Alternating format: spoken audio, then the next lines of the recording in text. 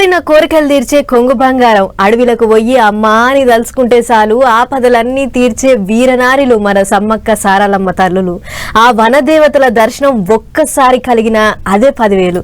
ఒళ్ళంతా భక్తితో పులకరిస్తుంది. అగో అంతటి మహిమగలది మన మేడారం సమ్మక్క జాతర.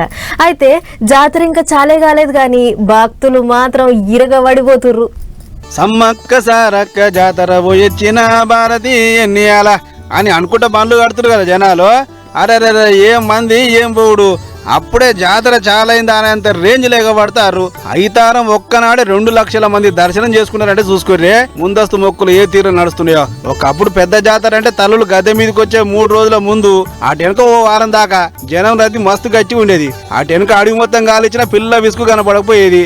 అసొంటిది ఇప్పుడు దినం జాతరే నడుస్తుంది. అన్ని గుళ్ళ కాడికి ఎప్పుడు పడితే అప్పుడు దర్శనం కోసం పోయినట్లు ఇప్పుడు మేడారం దిక్కు చూద్దా బండ్లు అదే తీరులో నడుస్తున్నాయి.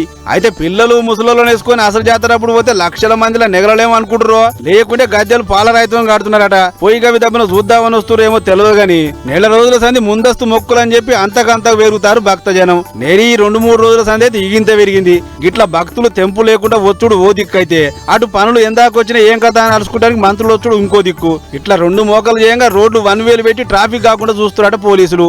అంతేకాదు 1 వేలు పెట్టంగా తిరిగి రావాల్సి వస్తుందని ఆడాడ కొందరు భక్తులు సుధా గరం అవుతున్నారు. ఇది ఇట్లుంటే మేడారం అభివృద్ధి పనులకు సర్కార్ అనుకున్న గడువుకు ఇంకొక 5 వద్దులే మిలిగిందట.